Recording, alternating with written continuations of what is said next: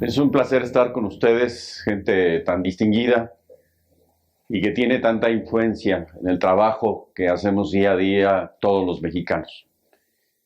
Quiero agradecer primero a Compact E esta invitación porque la verdad esto me da la oportunidad de compartir y explicar un poco lo que estamos viviendo, un tema sanitario, o sea, de salud, evidentemente complicado, que implica el riesgo para nuestra vida y que trataré de explicarlo desde lo que vivimos hace 11 años hasta lo que estamos viviendo actualmente. Entonces, quisiera primero decirles que esto de las epidemias no es algo raro. Realmente las epidemias han existido desde hace mucho tiempo, hace miles y miles de años, diferentes tipos de epidemias, pero quizás si nos centramos en las epidemias relacionadas a los problemas respiratorios, la que tendríamos que señalar como un antecedente fundamental fue la que sucedió en el siglo pasado, entre 1918 y 1919, que se llamó fiebre española, mal llamada así porque como en ese momento estaba la Primera Guerra Mundial, en realidad donde empezó fue en Alemania, pero los alemanes estaban en guerra, los españoles fueron los que la notificaron, pero desde entonces hubo esta gran epidemia que mató a 50 millones de personas a lo largo de este mundo. Y también llegó a nuestro México.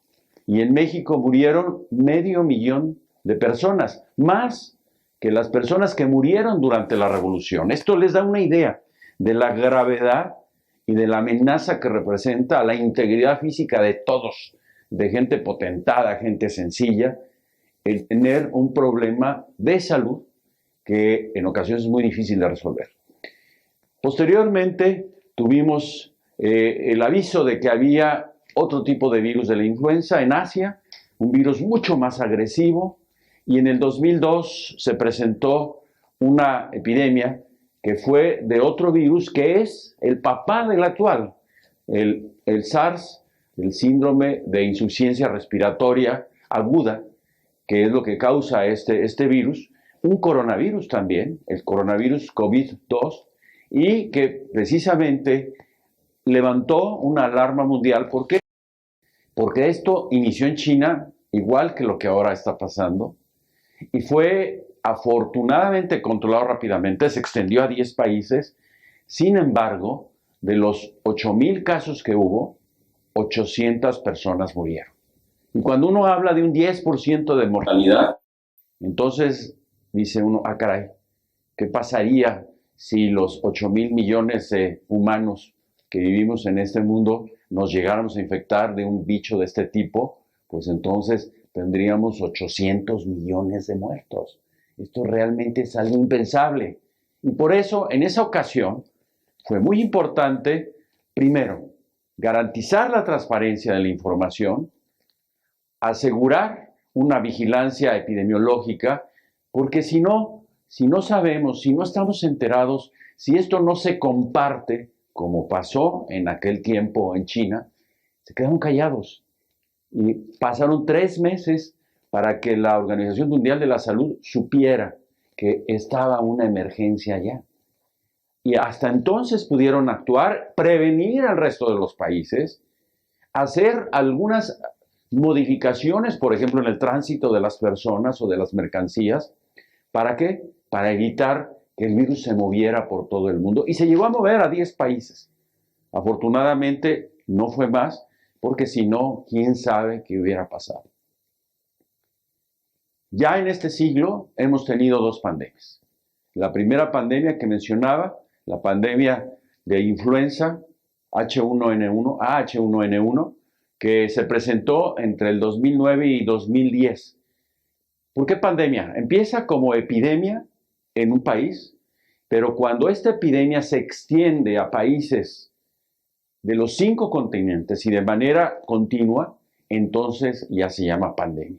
Esa es la diferencia entre epidemia, que es localizada, que puede ser en una región, en una ciudad, en un barrio. Una pandemia es algo mucho más amplio, por supuesto, y que ya hemos vivido entonces la primera de hace 11 años, que fuimos el centro y el foco, y la que estamos viviendo ahora, la epidemia del coronavirus, que es la segunda epidemia del siglo XXI o la segunda pandemia. Ambas han sido causadas por un microorganismo muy pequeño. Los microorganismos más pequeños que tenemos, para que se den ustedes cuenta de la paradoja de cómo un microorganismo que mide nanomicras, es algo que no se ve, es algo que tenemos que ver en el microscopio, puede provocar tanto daño. Y los dos virus, tanto el de la influenza como el coronavirus, tienen una estructura que los rodea como si fuera un caparazoncito, y adentro la parte fundamental, que es el ácido nucleico. Y en los dos comparten o tienen el mismo ácido nucleico. No exactamente el mismo, pero la estructura es ácido ribonucleico. Finalmente, y en el virus de la influenza, tiene unos piquitos alrededor, como vimos, en donde están los puntos antigénicos. Antigénicos quiere decir algo que ataca y contra el cual tenemos que tener anticuerpos para destruirlo. Y el coronavirus está lleno también de superficies antigénicas. Entonces, el de la influenza tiene una proteína que se llama hemaglutinina y otra que se llama neuraminidasa. Conforme varían esas proteínas, el virus ya es otro.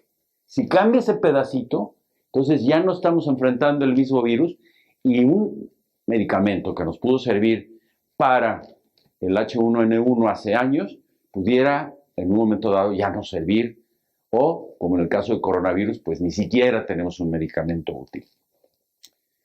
Cuando supimos esto de la pandemia de la influenza, cuando empezamos, no estábamos sin preparación o muy tranquilos como ahora con el coronavirus, que ni siquiera nos lo esperábamos. ¿Por qué? Porque desde unos años antes, desde los 90, habíamos aprendido que en el sureste asiático había un H5N1, un virus de la influenza, que les daba a las aves. Pero el tema es que este virus empezó a adquirir la forma de contagiar a los humanos. Afortunadamente, no ha logrado diferenciarse tanto que se pueda contagiar de un humano a otro humano, como pasó con el H1N1. Pero el tema es que los más de 500 casos que en Asia ha habido de H5N1, se han muerto el 60%. O sea, de cada 100, se mueren 60. Entonces, esa amenaza era real y existe todavía, nos puede llegar en cualquier momento, y empezamos a trabajar en conjunto prácticamente con los Estados Unidos, Canadá y con lo que se llama el Grupo de los 7. Pero además era muy importante el desarrollar a través del organismo que nos dirige y nos protocoliza y nos ayuda a actuar de manera mundial, que es la Organización Mundial de la Salud, y la parte correspondiente a América, que es la Organización Panamericana. Entonces, desde el 2003, en razón de lo que había pasado con el SARS, se hizo un reglamento sanitario internacional. Esto es un reglamento para todos los países que estamos adscritos a la Organización Mundial de la Salud. En este momento ya son prácticamente 200, en aquel momento eran 182, y fue un compromiso que todos firmamos como países, que nos obligaba a que en el caso de haber un microorganismo de origen desconocido que estuviera provocando enfermedades que no se conocían, había que informar antes de 72 horas a la OMS o a la OPS, que es la que nos corresponde a nosotros, que estábamos frente a un problema diferente. Eso es lo que hace la diferencia, para no seguir con lo que pasó en China, les decía, cuando empezó el SARS. Entonces, conociendo esto, sabiendo que estábamos comprometidos con el Reglamento Sanitario Internacional, se desarrolló un plan de trabajo, de preparación para enfrentar a lo que podía ser una pandemia de influenza, y además con la ventaja de que México ha sido uno de los países líderes en vacunación en el mundo. Y ya teníamos para 2004 una vacuna contra la influenza. Desafortunadamente no era la vacuna contra el nuevo virus, pero sí contra el primo del viejo virus. Entonces, de alguna manera ya había esa costumbre para todos los mexicanos de vacunarse. Y se vacunaba a la gente pues con más riesgo, los niños menores de 6 años o los adultos mayores de 60 años. Y en espera de que pudiera suceder una epidemia de influenza, insisto, H5N1 era la que esperábamos. Entonces habíamos hecho materiales de comunicación, habíamos hecho simulacros, esos como trabajábamos en conjunto con Estados Unidos y Canadá, y como obviamente el sitio por donde nos podía llegar el virus era por la costa oeste de Estados Unidos, y ustedes saben que una de las ciudades que tiene la mayor cantidad de vuelos a partir de Asia, digamos de China, de Japón, de Tailandia, de Indonesia. En Indonesia, por cierto, es donde ha habido más casos de H5N1, es Los Ángeles y San Francisco. Y teniendo esa vía de ruta, que además un vuelo de esos que viene desde Asia, pues dura 13, 14 horas. O sea, la gente puede venir ya infectada, pero a lo mejor asintomática, llega a territorio americano, a nadie se le va a ocurrir, se empieza a dispersar o se va a donde vaya y empieza a contagiar a las personas y de ahí se empieza o se inicia una epidemia, como empezó en Wuhan la última. Entonces dijimos, nos va a llegar por el norte, nos va a llegar por la frontera de Tijuana, que es la más socorrida, digamos, la más transitada. Y entonces ese simulacro que hicimos, lo hicimos ahí en Tijuana varias veces, y además, dentro de esta amenaza mundial, porque creemos que las guerras más difíciles son las que se dan con armamento. La guerra más difícil es la guerra sanitaria.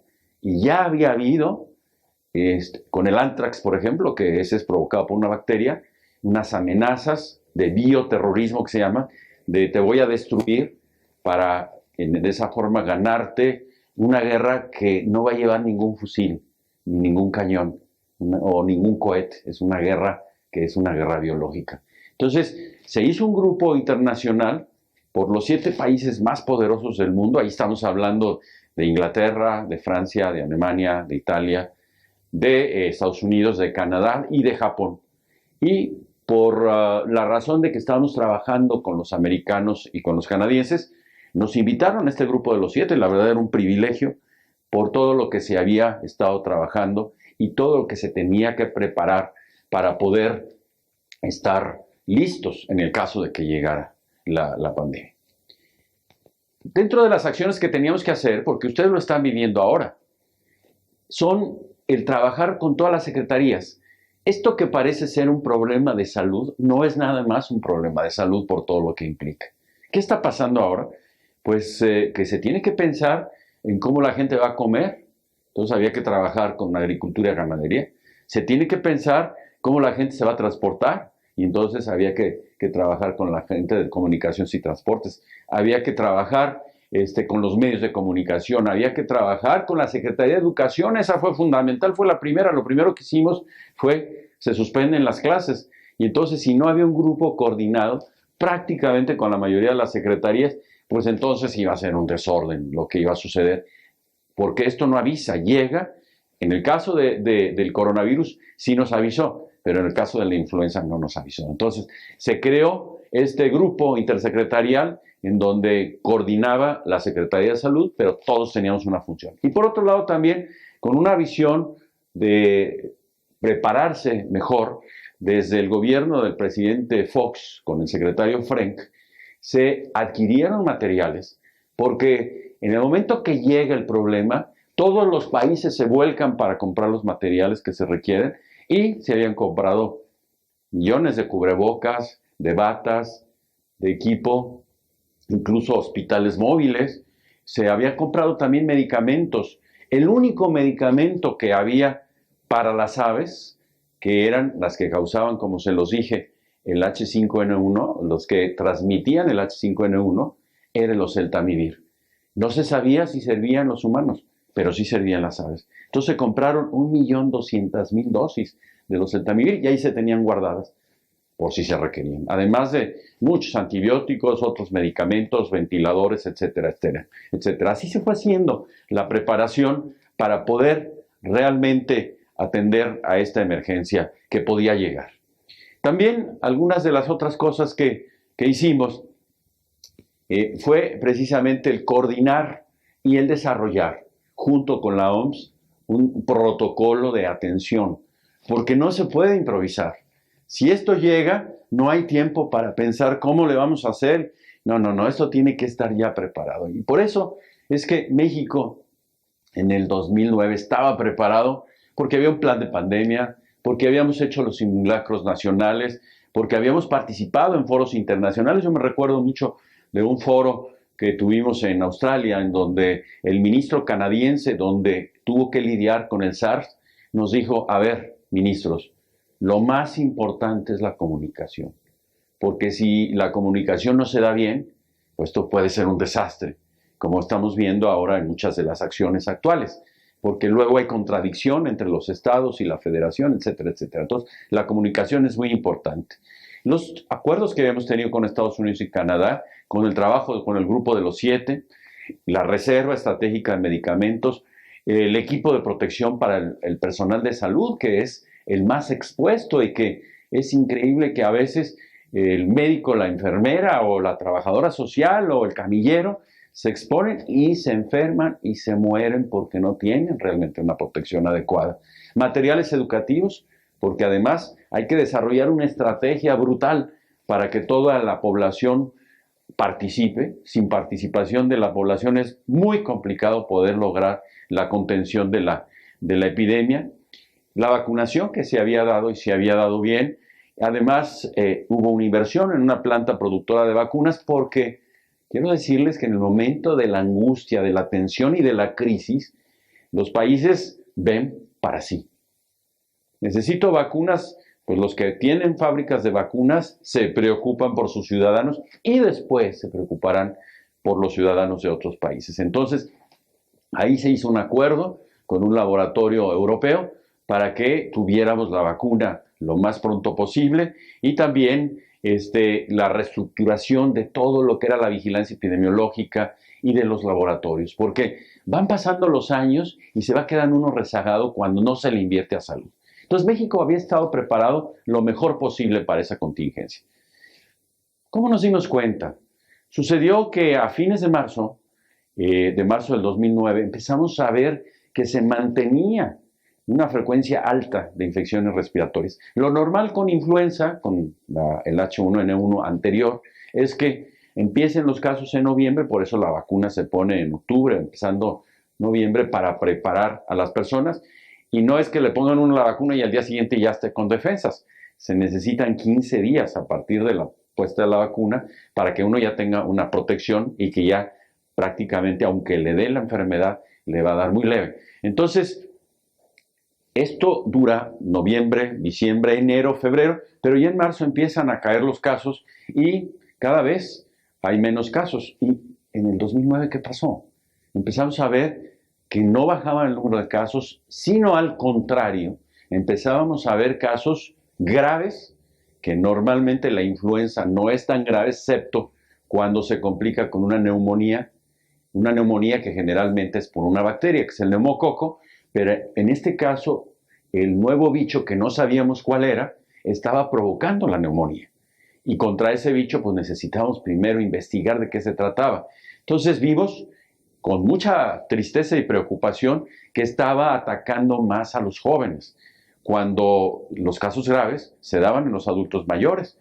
Y aquí en este caso estamos viendo muchachos de 30 a 40 años que, claro, por algunos otros errores, porque iban se sentían un poco mal de la garganta y con moco, etcétera, iban con el boticario y les decía, llegaban, oiga, deme la más potente penicilina que tenga, una cefalosporina, y se ponían 3, y a los tercer día, pues ahí andaban ya más porque no se podían parar de trabajar, y resulta que en cuanto pasaba el efecto, el joven se ponía muy grave, y al quinto o séptimo día llegaban al hospital que no podían respirar.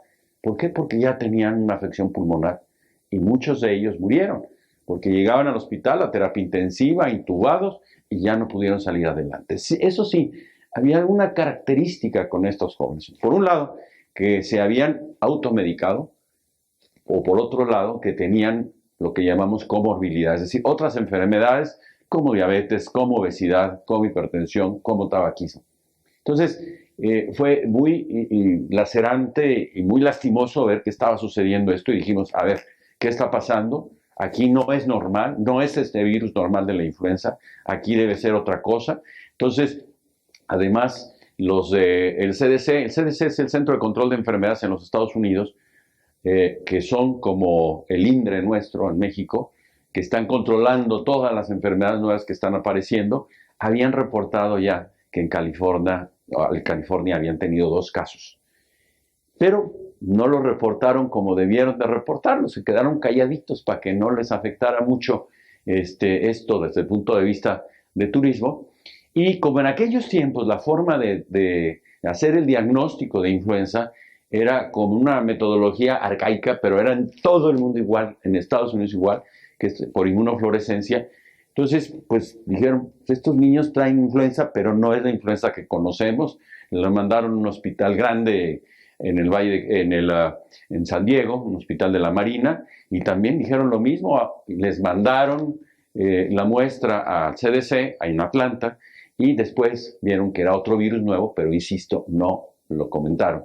Y empezamos a ver casos en Oaxaca, en San Luis Potosí, en Oaxaca, una mujer embarazada que estaba en terapia intensiva y que desafortunadamente falleció, y cuando se le hizo la autopsia, se vieron unas figuras que parecían ser un coronavirus en los pulmones. Y entonces se prendieron las alarmas. Dijimos, ah, caray, estamos enfrente a otra cosa. Ya lo habíamos dicho, mandamos pruebas que ya habíamos mandado a Atlanta, pero no nos habían contestado, y entonces las mandamos a Canadá, y ahí ya nos ratificaron. Y precisamente un jueves 23 de abril del 2009 recibimos de los canadienses la información. Es un virus nuevo, es H1N1, pero no es ni el de 1918, ni es el que hemos conocido, contra el cual ponemos vacunas, que es de origen animal, que tiene una alta transmisibilidad, que no sabemos qué tan letal es, y tampoco sabemos si la medicina que tenemos va a servir. Entonces dijimos, ¿sabes qué? Aquí no vamos a ver qué pasa, cuántos se mueren, hay que avisar a la Organización Mundial de la Salud, lo hicimos y empezamos a actuar. ¿Qué hicimos primero? Pues como era un problema grave que iba a tocar y afectar a todos los mexicanos, con mucha posibilidad, pues lo primero era avisar al presidente de la República. Entonces tuvimos una reunión con el presidente para explicarle de lo que se trataba. El presidente nos apoyó reuniéndonos a todo el gabinete presidencial para que ahora sí, lo que habíamos preparado, ahora sí actuarlo. Nos reunió con los secretarios de salud también, o nos permitió esta reunión con los secretarios de salud del Distrito Federal y de la Ciudad de México y del gobernador, y para alertarlos y para alertar a la población. Mucha gente se podrá acordar que ese día, ese 23 de abril en la noche, en cadena nacional, informamos al país de que al día siguiente en el Valle de México no habría clases porque estábamos frente a un virus nuevo. Entonces, un impacto evidentemente muy importante, y la necesidad de actuar rápidamente, no inventando. Ya teníamos todo el plan de preparación, entonces, y además un protocolo que hemos desarrollado con la Organización Mundial de la Salud, y lo que hicimos fue ponerlo en marcha. Empezamos con la comunicación social para que la gente entendiera, por supuesto que es muy difícil el mediar, cómo dar información para que las personas lo sepan, pero no se apaniquen. Pero cuando se enfrenta uno a algo que no conoce, pues es muy fácil, es muy riesgoso, porque sí se puede caer en este apanicamiento. Y lo que tratamos fue de estar dando información frecuentes, y hasta ese momento lo único que podíamos hacer era establecer esas acciones de distanciamiento que se llamaban social, pero por su impacto psicológico ahora lo llamamos distanciamiento físico, es decir, de no estar tan cerquitas, porque entonces el riesgo de contagio es muy alto. Entonces, al día siguiente se suspendieron las clases, primero nada más en Valle de México y después se suspendieron progresivamente en todo el país. Reunimos a los expertos nacionales, porque es muy difícil tener el conocimiento de todas estas cosas y son muchas aristas que hay que atender para poderlas resolver bien. Se organizó la respuesta que íbamos a tener, la capacitación, por supuesto, porque ahí el personal de todo el país, de todas las instituciones, hablamos Secretaría de Salud, IMSS, ISSSTE, Petróleos, Fuerzas Armadas, teníamos que actuar en conjunción y de una manera homogénea, no cada quien inventando las cosas, o sea, ya hay un protocolo, había que actuar y lo que seguía, que era muy importante, sobre todo para mí, porque soy un médico que no he dejado de practicar desde hace muchos años que me gradué, era saber si el medicamento que teníamos servía. Era el punto fundamental. ¿Por qué? Porque los organismos, otra vez, entre más pequeñitos, más difíciles de controlar, porque más fácil cambian, mutan o se modifican. Y a las enfermedades que uno más miedo le tiene es a las virales. A las bacterias ya prácticamente las conocemos a todas por arriba y por abajo, por al revés y al derecho, y sabemos qué medicamentos sirven y qué medicamentos ya no sirven porque se han vuelto resistentes. Con los virus, desafortunadamente, y sobre todo hace 11 años, pues eran pocas las posibilidades de medicamentos que teníamos. Teníamos el oseltamivir que se había comprado, entonces dijimos, rápido hay que convertirlo, porque estaba en unos tambos así, en polvo, hay que convertirlo en cápsulas, hay que convertirlo en jarabes para los niños. Entonces empezamos a tomar estas acciones y empezamos pues a desarrollar un programa nacional. La que sigue, por favor. Y bueno, estas fotografías, ustedes se acordarán, con la suspensión de clases, lo que pasó y fue realmente un gran impacto. Esto fue de 8 columnas en todos los periódicos nacionales durante muchos días. Se desarrollaron una estrategia de comunicación de riesgos, como ahora hay la conocidísima Susana Distancia, entonces se llamaba PROMI, el monito, que nos enseñaba a lavarnos las manos, a hacer todas las medidas de higiene, porque además esas cosas se siguen usando ahora con el coronavirus, porque el mecanismo de transmisión es muy similar. Y necesitábamos la difusión más amplia, ¿para qué? Para que la gente se quedara en su casa, para que la gente se lavara las manos, para que no se saludaran los mexicanos que somos tan afectuosos de beso y de abrazos, y a 2 y a 3 abrazos, en fin, controlar esa emoción, ¿verdad? Que ahora era más temor, y también el lavarse las manos frecuentemente y ponerse el gel con alcohol que se utiliza, que también, aunque algunas gentes me cuestionaron, ese gel es antibacteriano. Pues no, también destruye los virus y también se los lleva. Entonces, hay muchas ciudades, muchos lugares, sobre todo más apartados en México, donde no hay agua. Y pues por lo menos con el gel se dan una limpiadita ahí. Y también ir distribuyendo materiales educativos y pidiendo el apoyo de los medios de comunicación, que en circunstancias de crisis a veces también es complicado. Entonces, lo que hicimos rápidamente, y sobre todo como veíamos que se extendía esto como si fuera lumbre azuzada con gasolina, en el Valle de México, donde la aglomeración de las personas es enorme, 20 millones de gente, dijimos, esto lo tenemos que controlar pronto antes de que tengamos un caos social. Teníamos una estrategia que ya utilizábamos en todo el país para llegar a los lugares más lejanos. Ustedes saben que la gente que vive a veces a 50, 100, 200 kilómetros de un centro de salud, pues ellos a veces nunca ven a un médico y pues a veces se mueren porque no tienen acceso o porque son pobres y no pueden pagar los servicios para poder ir. Entonces, teníamos un programa con unas unidades móviles, se llamaban Caravanas para la Salud, que movilizamos a todo el país, y cuando fue la crisis las trajimos al Valle de México, porque eran 1,500 caravanas, y esas nos sirvieron para estar recibiendo a las personas, porque evidentemente mucha gente, cuando empezó a sentir pues, que traía algo de gripa, pues pensaban que era influenza y que a lo mejor ya se iban a poner gravísimos, y la demanda a los hospitales empezó a aumentar. Llegaban pacientes, se mezclaban con pacientes que tenían otro problema y entonces los contagiaban ahí mismo en el hospital. Incluso un tema triste y delicado es que las mujeres embarazadas son mucho más sensibles al virus y entonces muchas mujeres se contagiaron y llegaron a fallecer porque tuvieron influenza. Cuando tienen influenza en el último trimestre o coronavirus del embarazo o en el primer mes después del parto, son altamente sensibles y tienen mayor riesgo de morir. Entonces, hubo que hacer espacios de triaje, es decir, a ver, los que vengan con síntomas respiratorios aquí, y si los síntomas respiratorios son este y este y este y este, de este lado, y si no, se ponen aquí, y los demás se van a ir al otro lado para evitar ese contagio. Se hicieron el diseño de los hospitales de referencia donde tenían que acudir. Se hicieron al principio pruebas rápidas porque inmunofluorescencia no nos iba a servir para nada. Eso ya desde ese día en México y en el mundo quedó desechado como una prueba de influenza, y estas pruebas rápidas tampoco resultaron al principio muy buenas hasta que decidimos aplicar las pruebas moleculares de PCR, que ciertamente son más caras, pero son específicas. Y era muy importante. ¿Por qué? Porque ahí podía ser influenza H1N1, podía ser la nueva H1N1, podía ser H3N2, podía ser el virus B de la influenza, y entonces no podíamos tratarlos a todos igual. Entonces había que hacer la prueba para poder saber con certeza qué virus traía la persona. Entonces hicieron 500,000 de pruebas en 6 meses. A toda la persona que traía síntomas sugestivos de la nueva influenza, se le hacía la prueba como se hace la del coronavirus, con un hisopo, y se podía saber con exactitud si tenía o no tenía influenza.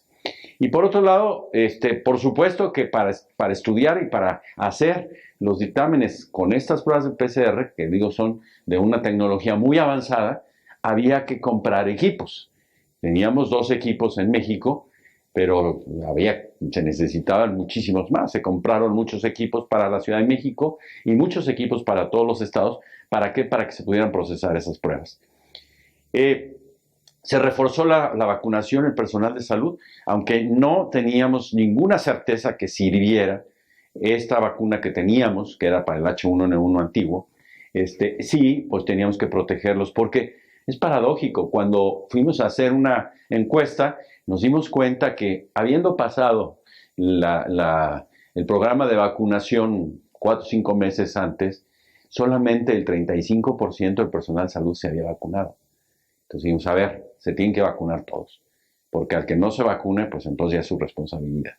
Hubo que comprar ventiladores, pero no para el calor, sino para apoyar al enfermo grave, para la terapia intensiva, porque el enfermo que ya tiene un daño pulmonar no puede respirar, y es una sensación horrible cuando no puede respirar y te puedes morir, porque además el oxígeno se va para abajo, empieza a sufrir el corazón, el cerebro, y en un momento dado ahí se acaba la historia. Entonces había que tener suficientes ventiladores, camas de terapia intensiva, y se empezó a aumentar ese distanciamiento físico. Se cerraron, aparte de las escuelas, pues parte de las tiendas, de los restaurantes. Lo único que poco se modificó, o no hasta el extremo como lo estamos viendo hoy, fue las fábricas, por ejemplo, donde se daba toda la actividad económica. Se distribuyeron cubrebocas, se insistió en las medidas higiénicas, y aparte pues de no estornudar en la mano, estornudar en el codo, lavarse las manos, etc. Estas fueron las escenas que fuimos viendo.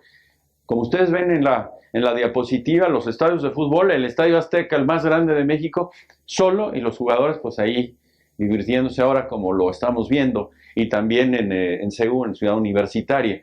Eso lo vimos ese fin de semana. Y también estuvimos en comunicación continua con la Organización Mundial de la Salud, con la OPS, como con Estados Unidos y Canadá, con el sector privado. Entre las instituciones era muy importante, ya les decía, allí IMSS, ISSSTE, Secretaría de Salud, Pemex. Había que conjugar los esfuerzos y había que tener una información única para poderla dar a los medios, porque si no esto generaba desconfianza, y también comunicación con los estados, porque si no, pues cada quien quiere hacer lo que cree que es lo mejor. Entonces sí logramos controlar que la actuación de los estados fuera uniforme en todos los estados, y también la participación del Consejo de Salubridad General, que es el órgano máximo de la Secretaría de Salud. Dábamos conferencias de prensa 3 veces al día, con un informe diario de casos confirmados y de defunciones. Ahí ya no había sospechosos, o sea, como se les hacía la prueba, eran o no eran, punto. Y de esa manera pudimos mantener la confianza en lo que estábamos haciendo. Esta es una gráfica donde les muestra, la primera es la alerta epidemiológica, cuando nos sorprendimos que estábamos viendo muchos casos, que fue más o menos una semana antes de tener la certeza del virus. Después la suspensión de actividades y básicamente de las actividades educativas. Después la suspensión de las actividades no esenciales y finalmente el regreso a clases, porque la evolución la pudimos acortar muchísimo gracias a que teníamos un medicamento.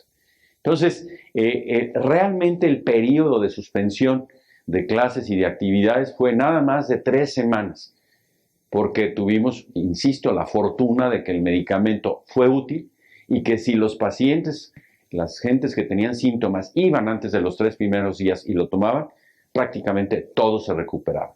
Y no nada más eso, sino que no nada más recuperaban su salud, sino que ya no eran contagiosos a partir de terminar el tratamiento, cosa que ahora no existe con el coronavirus. Entonces, esa es una de las grandes diferencias. Esta es una radiografía donde ustedes pueden ver el daño pulmonar difuso. Ahí, pues, todas las bolitas blancas que se ven son los pulmones llenos de moco, infectados.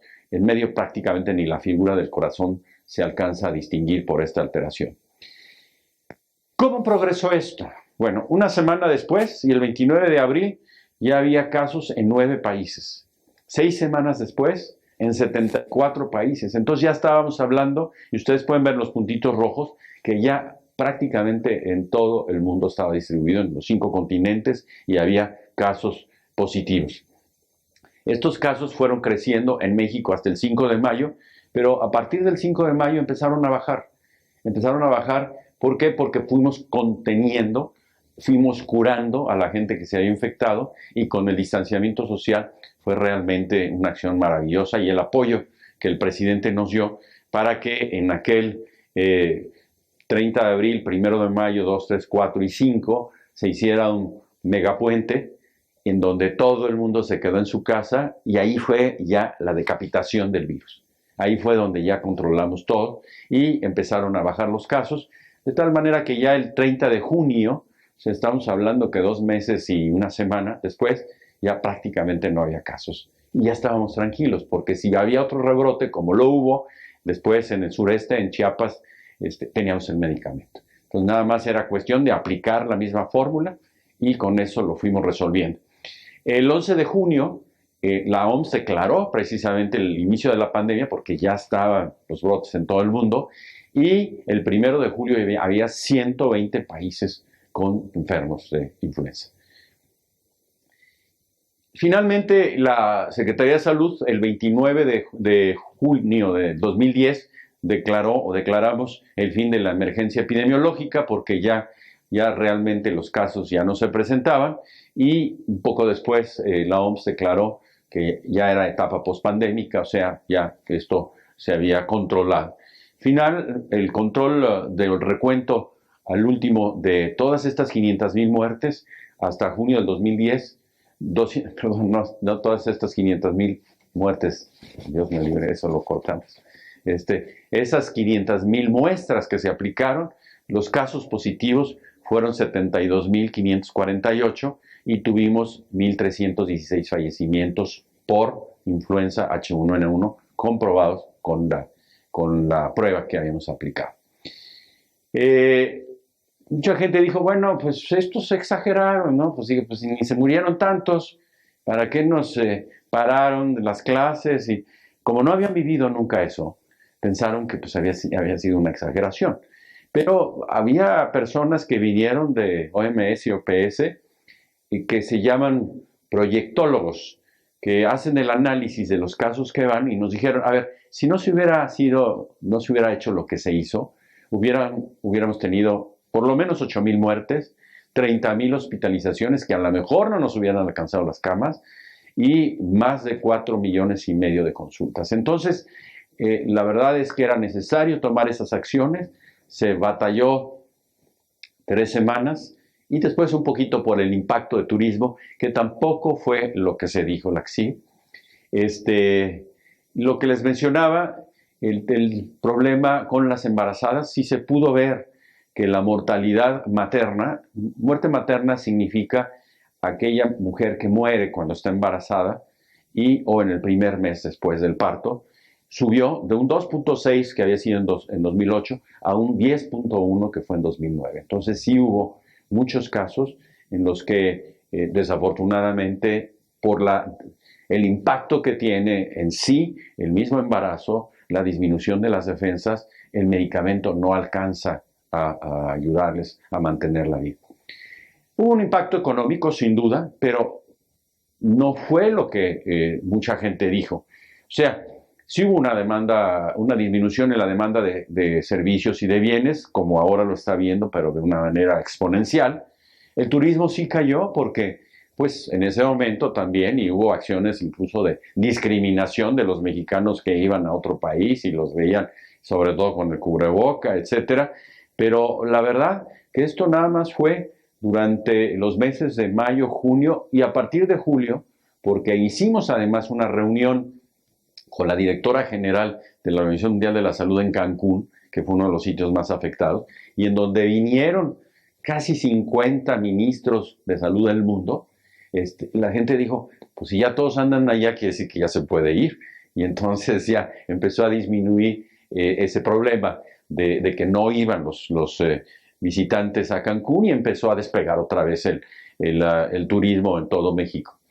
En realidad el impacto total que fue sobre el PIB, porque es la única manera de calcularlo, y hecho por la CEPAL, que es un organismo latinoamericano, fue de 0.334, ni siquiera medio punto del PIB. O sea, se dijo, no, es que bajamos muchísimo el PIB. El PIB bajó ese año por todos los problemas que había en los Estados Unidos. No fue tanto por la inflación. Pero sí aprendimos muchas cosas. Aprendimos que la diferencia entre políticas inteligentes y las reactivas es la anticipación. Si uno ya está preparado, pues a la hora que te llega, le entras y puedes resolverlo más rápidamente. Por otro lado, que es importantísima la comunicación. Si la gente y toda la población no logramos mantener esa credibilidad, esto se nos puede escapar de las manos, incluso no nada más con la población en general, también con los gobiernos de los estados. Por otro lado, sí vimos cosas poco diplomáticas, como por ejemplo que en China nos retuvieran un avión en cuarentena, o como que en Argentina nos cerraran los vuelos hacia Argentina, no querían ver a los mexicanos allá, y después ellos tuvieron una crisis mucho más grave que la nuestra. Entonces, no se puede actuar así porque todos estamos expuestos. Por otro lado también, y esto no lo digo yo, lo dijo la directora de la OMS en su tiempo, que México había mostrado las habilidades técnicas y logísticas y que qué bueno, mal porque nos pegó a nosotros primero, pero qué bueno que había pegado en México y no en un país africano o de otro lado del mundo. Y que en estos casos lo importante es la cooperación entre los países, no el hacerlos a un lado, el rechazarlos porque ellos tienen la enfermedad y pues hay que se hagan bolas, ¿verdad? Es importante la cooperación entre todos, sobre todo porque todos estamos amenazados y ahora lo estamos viendo otra vez. Sí, por favor. Y bueno, esto ha sido motivo de múltiples publicaciones. Esta es una de las publicaciones en donde se resumen las enseñanzas o las lecciones aprendidas de esa pandemia de influenza. Ahora vamos a ver lo del coronavirus, pero quisiera antes de empezar con el coronavirus recalcar las diferencias que hay, porque no se pueden medir igual las dos crisis. Es cierto que el haber vivido en el 2009 la de influenza nos dejó mucho aprendizaje, ¿no?, a todo el mundo, porque desde las medidas de higiene, pues la gente ya se las sabía. Entonces fue muy fácil volverlas a recordar. Las aprendimos en 2009, sobre todo los niños, pero ya muchas personas se les había olvidado, pero en cuanto las recordamos y con la amenaza, las empezaron a utilizar. Es tan bueno esas medidas higiénicas que fíjense que en 2009 también las enfermedades del aparato digestivo, sobre todo las diarreas, bajaron considerablemente. ¿Por qué? Pues porque nos lavábamos las manos más seguido, porque usábamos el gel. Entonces, muchas cosas de salud dependen mucho de la higiene. Entonces, ¿cuáles son realmente las diferencias? Primero, en influenza, la influenza empezó en Estados Unidos, en México y en Canadá. O sea, fuimos el epicentro, aquí empezó.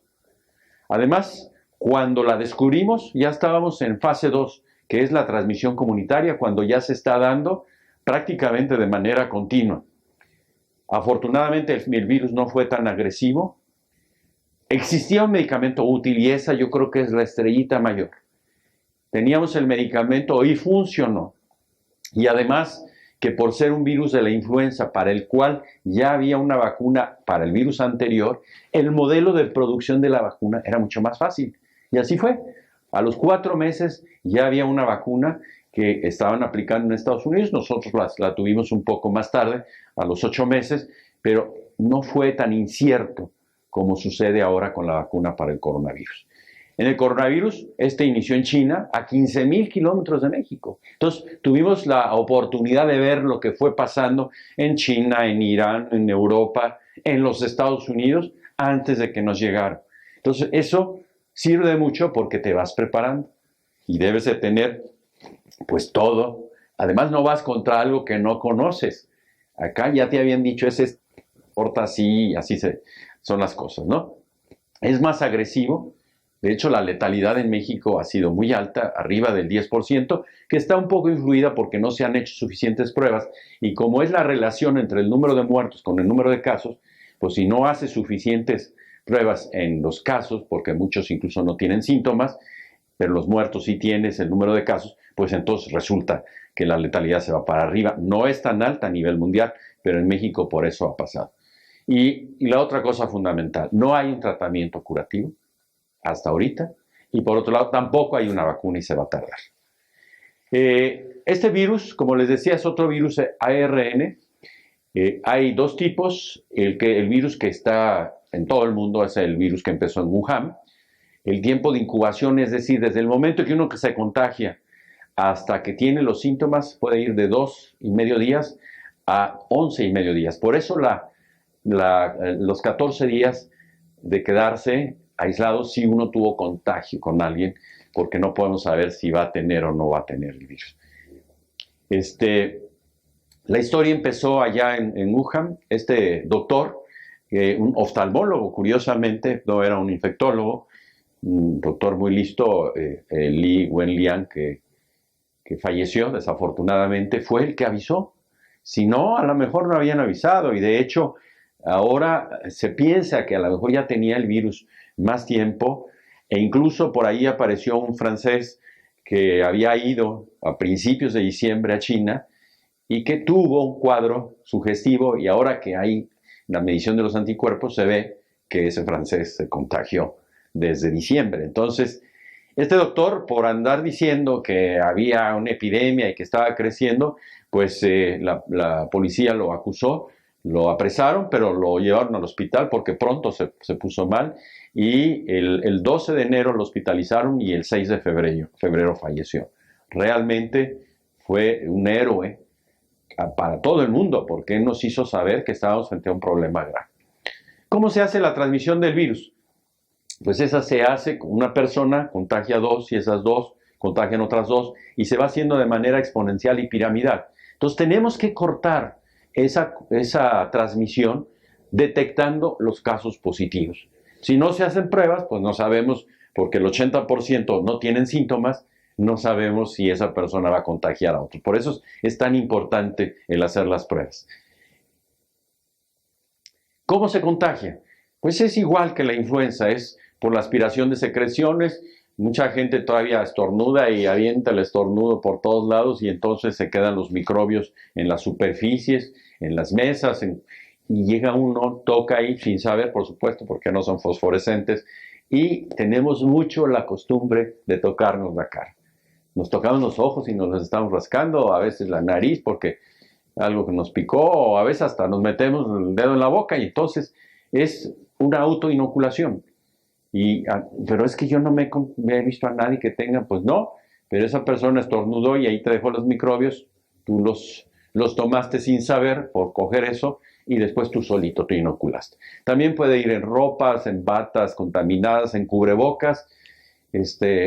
Ahora que se necesita tanto el cubreboca, mucha gente pues lo recircula, o a veces hasta los venden usados, y bueno, no sabe uno, debe tener uno mucho cuidado. E incluso también se ha encontrado que en las guarderías, cuando a los niños se les hace se les quita el pañal, puede ir también en el excremento.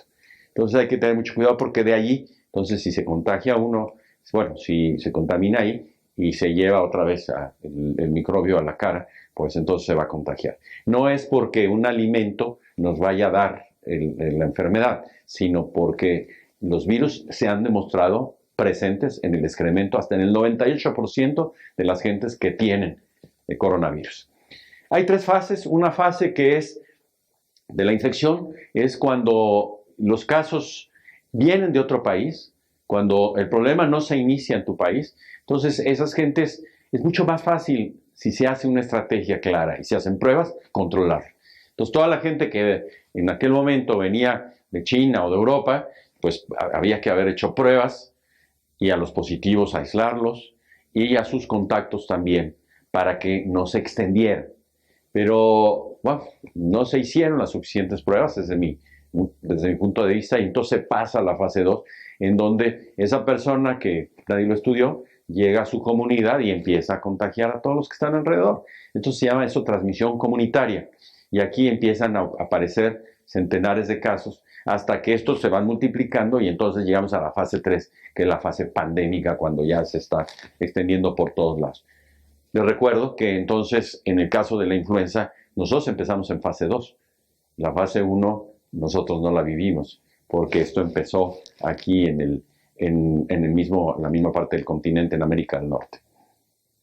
Y esta es la curva, las curvas que nos ha presentado la Secretaría de Salud en cuanto al crecimiento del número de casos. Si ustedes ven, hay una curva roja en donde es la menos deseable porque ahí se acumulan muchísimos casos, la demanda de servicios se incrementa, la respuesta que se puede tener en cuanto a terapia intensiva, ventiladores, puede no alcanzar y entonces empezar a ver escenas como las que se vivieron en Europa, de que pues este señor ya está muy grande, quítale el ventilador y vamos a ponérselo a este que está más joven. Entonces, afortunadamente eso no se ha dado, estamos en la curva esperada, digamos, tampoco la deseada porque los casos han seguido subiendo y todavía no acabamos de este incremento de los casos. Y de acuerdo a esas curvas ya se había diseñado en cuanto a las restricciones y al distanciamiento físico, qué hacer en la fase 1, qué hacer en la fase 2 y qué hacer en la fase 3. Eso fue diseñado. Sin embargo, empezó a haber un descontrol porque pues algunos estados dijeron, ¿saben qué? Yo no me espero a lo que me diga la federación, ya no van a clases, aunque ya habían dicho que ya no iban a ir, pues aquí desde el lunes ya no van, y cierro esto y cierro el otro, entonces empezó a hacer un poquito de descontrol porque no había una unidad nacional en ese aspecto. Y por otro lado, se ha ido conociendo el virus. Ese virus llega al pulmón, se mete ahí en unas células específicas que tienen una enzima, y la mayoría de las personas, el 81% desarrolla o ningún síntoma, porque no sabemos si estamos junto a alguien que pueda traer coronavirus, y por eso es que las medidas de distanciamiento, el quedarse en casa y de higiene son tan importantes, el uso del cubreboca. El 14% hacen una enfermedad moderada, de la cual pueden algunos evolucionar a grave, o ahí quedarse, sí, con problemas respiratorios, estar internados bajo vigilancia, y el 5% hace una enfermedad grave, y de los que llegan a enfermedad grave, entre el 50 y el 80% se mueren.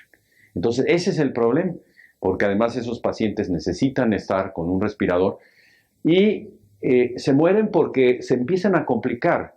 Todas las enfermedades virales tienen un ciclo, duran 15 días aproximadamente de que empiezan, llegan al punto máximo y después solito se va eliminando el virus. Pero si en el trayecto de esto llega otra bacteria o una bacteria, nos fallan los riñones porque somos diabéticos, etcétera, allí es el problema. Y por eso las personas, y además que tienen más edad, son las que tenemos que cuidar más. Entonces, la letalidad en promedio en el mundo es de 5.7% hasta el día de ayer. En México estamos arriba del 10%, ya se los decía. La letalidad es mayor entre más edad tienen las personas y si tienen además otro tipo de comorbilidades. Básicamente las comorbilidades que más afectan son la diabetes, los problemas del corazón, la hipertensión, la enfermedad pulmonar obstructiva crónica para los fumadores Y lo mejor que pueden hacer es dejar de fumar ahorita o para siempre sería lo ideal, porque eso los puede poner en un problema muy grave, o si se tiene alguna inmunosupresión o si se tiene cáncer. Y estos son los síntomas más frecuentes. La fiebre es esencial. Si una persona cree que tiene coronavirus pero no tiene fiebre, que no se preocupe. Es rarísimo, solamente el 2% no tienen fiebre. O sea, eso tiene que existir. Y por otro lado también es una fatiga, un ataque al estado general, se siente uno muy débil prácticamente en todos los casos. Entonces, si no tengo fiebre y además tengo ánimo para ir a la disco, a comer, acá, no, espérame, tú lo que tienes es un catarro común y no te preocupes, ¿no? Eso hay que hacer la diferencia. Pero hay que acordarse que hay muchos asintomáticos otra vez. Otro síntoma importante es la tos seca. No es en algunas ocasiones productiva, pero en general es seca. La falta de apetito, esto también es algo que con mucha frecuencia pasa. Como en todos los problemas virales, los dolores musculares, las mialgias, así se llaman, o el dolor al tragar, porque ahí se queda primero el virus unos días, o también incluso los síntomas digestivos. ¿Por qué? Porque el virus nos llega a la garganta y no lo tragamos. Y entonces a veces nos puede provocar un cuadro diarreico. Ya cuando el problema está en activo, pues hay una alteración en los glóbulos blancos, suben los glóbulos blancos, bajan los linfocitos, hay anemia, bajan las plaquetas y además hay que tomar una tomografía. Ya las radiografías simples del tórax ya no se usan tanto ahora.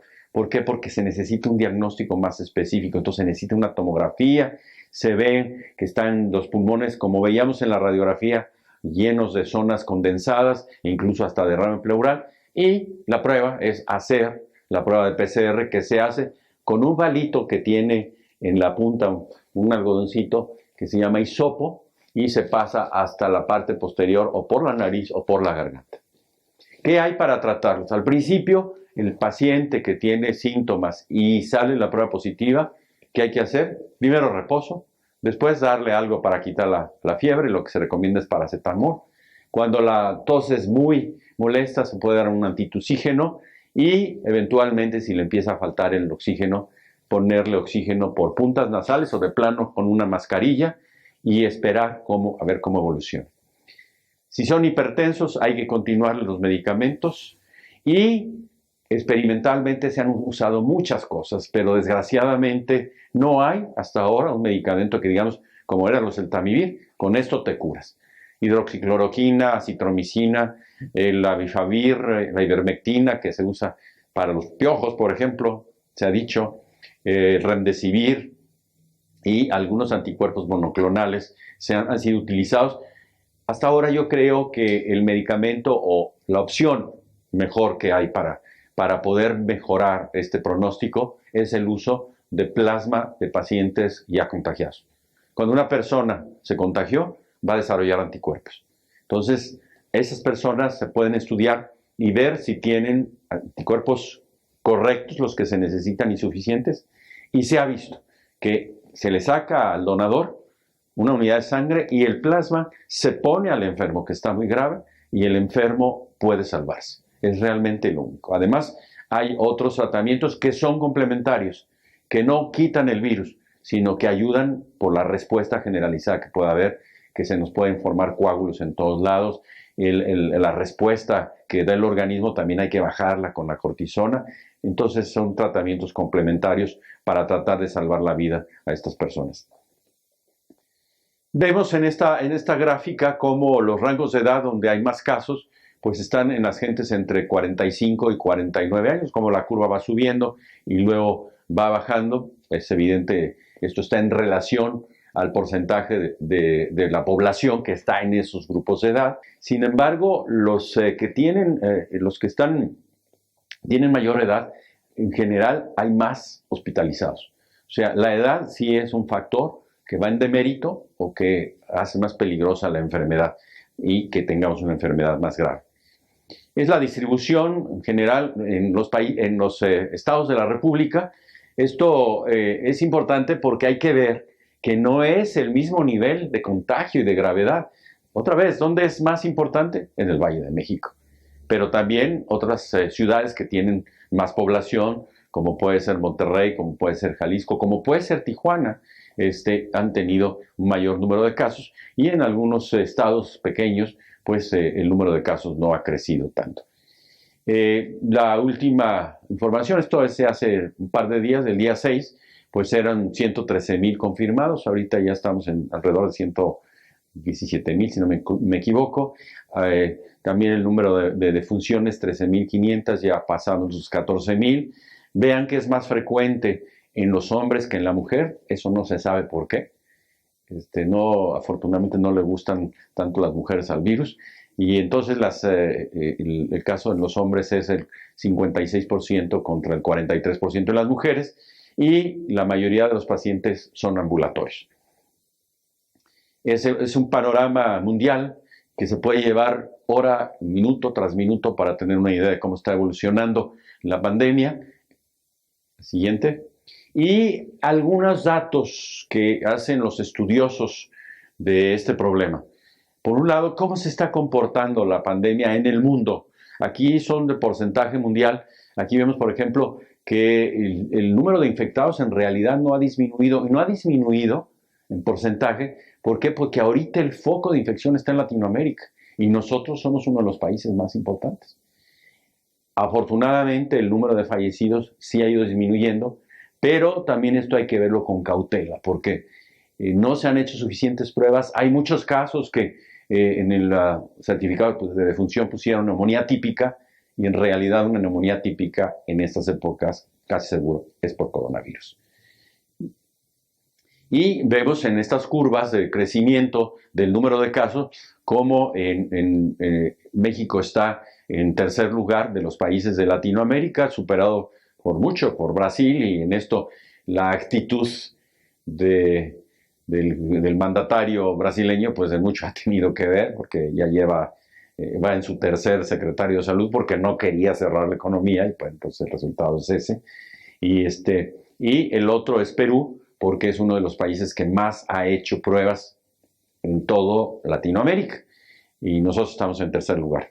En el caso de las defunciones, vamos ahí en segundo lugar, no tan pegaditos con Brasil, pero sí casi con un 40% de las muertes que ellos tienen, más todas las muertes que no se hayan sido cuantificadas correctamente.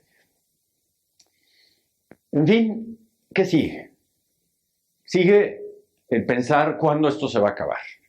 ¿Cómo vamos a poder volver a la normalidad? Que por cierto ha sido llamada nueva normalidad. Entonces, ¿cuáles son los requisitos fundamentales? Primero, contar con una información fidedigna. Si seguimos así con poquitas pruebas, va a ser muy difícil, porque se abren fábricas que tienen 2, 3,000, 5,000 gentes, no se hacen pruebas, y en un ratito ahí hay un brote y se infectan todos. Entonces se tiene que hacer un programa, un proyecto, precisamente en base a hacer suficientes pruebas. A seguir haciendo las medidas higiénicas, la sana distancia, usar el cubreboca en todos los espacios, a excepción de la casa, a menos de que en casa tengamos un enfermo con COVID, pues hay que ya traer cubrebocas en la casa, pero si no, bueno, en la casa no es necesario. Esta nueva normalidad, esta reapertura tiene que ser progresiva, por etapas y por actividades, esenciales y no esenciales.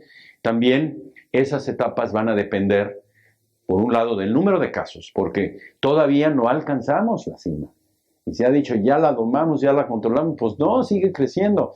Entonces, hasta que no se estabilice y baje por lo menos un par de semanas, podemos estar tranquilos que ya ahora sí vamos en descenso, y que ya se pueden ir haciendo otras actividades. Y por otro lado, también un factor fundamental es la ocupación de camas en los hospitales.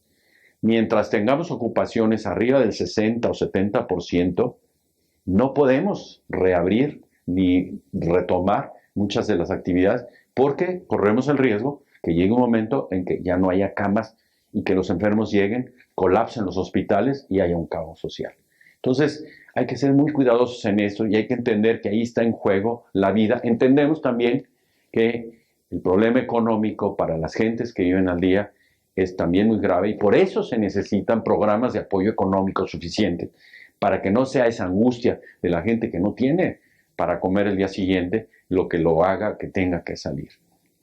Y puede pasar y no nos sorprendamos.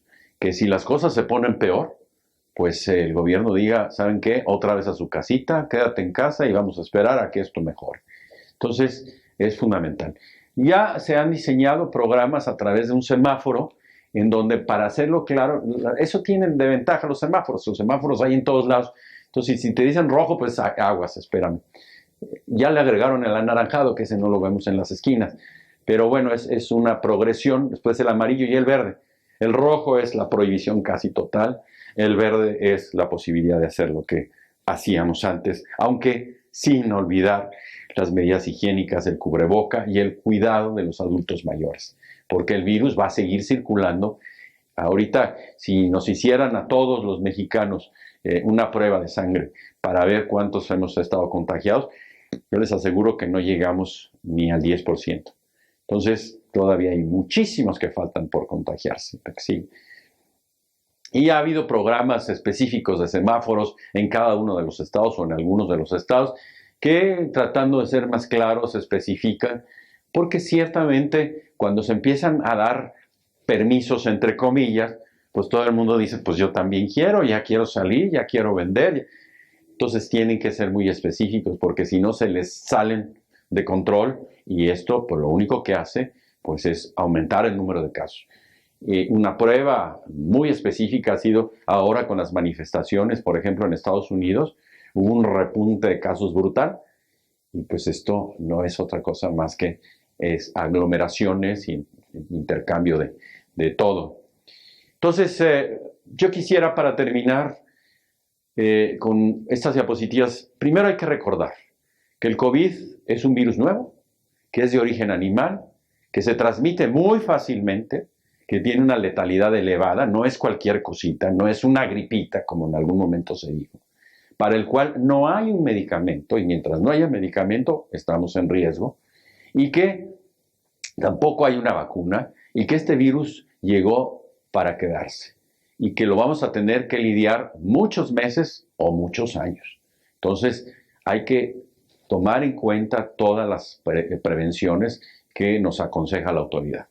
Que el único mecanismo de control que tenemos es, primero, el hacer pruebas para poder saber dónde está la infección. Segundo, también hacerles pruebas a los asintomáticos para, insisto, poder hacerles sus cuarentenas y que esos casos no se estén replicando, que se puede extender muy rápido, amén de mantener dentro de la empresa el distanciamiento, el aseo, etcétera, etcétera, etcétera.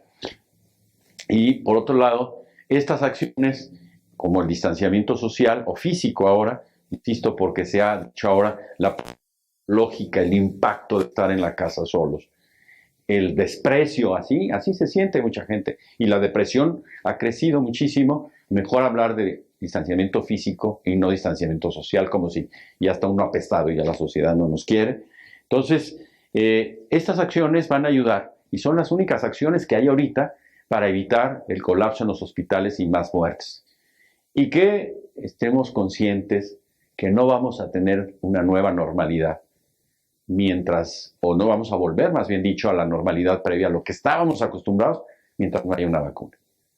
Si llega a haber un medicamento útil, como fue el oseltamivir para la influenza, o si llega a haber ya una vacuna, pues entonces ya podemos estar tranquilos y otra vez como si no pasara nada. Y si llega el coronavirus, pues que llegue y que no nos va a hacer nada. Pero ahorita no estamos en esa situación. Entonces, en resumen, es la última diapositiva, las pandemias de influenza y de coronavirus se presentaron en dos escenarios diferentes.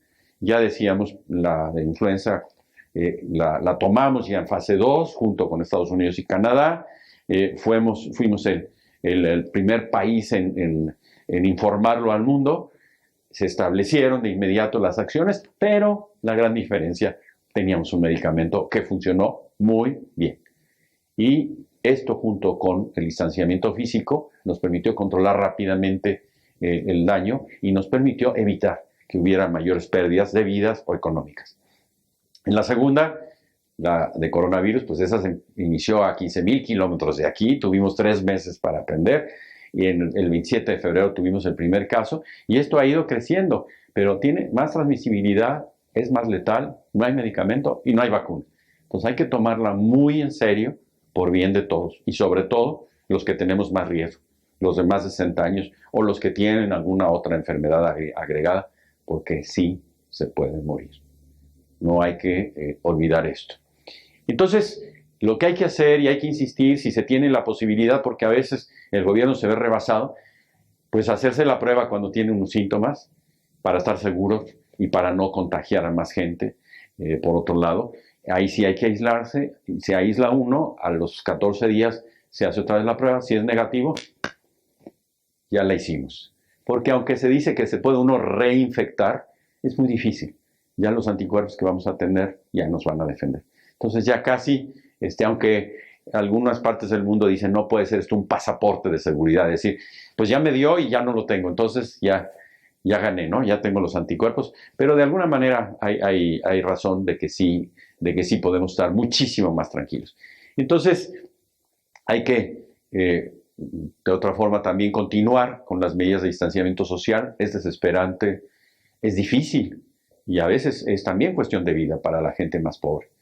Pero, pues de alguna manera o de otra hay que ayudarnos con esas personas, ayudarlos más bien, y nosotros cuidarnos para no contagiar a otras personas, para que el hacer todo un trabajo conjunto nos permita salir adelante de esta gran emergencia, como hemos salido en otras ocasiones de emergencias sanitarias, como fue en la influenza, o de emergencias económicas.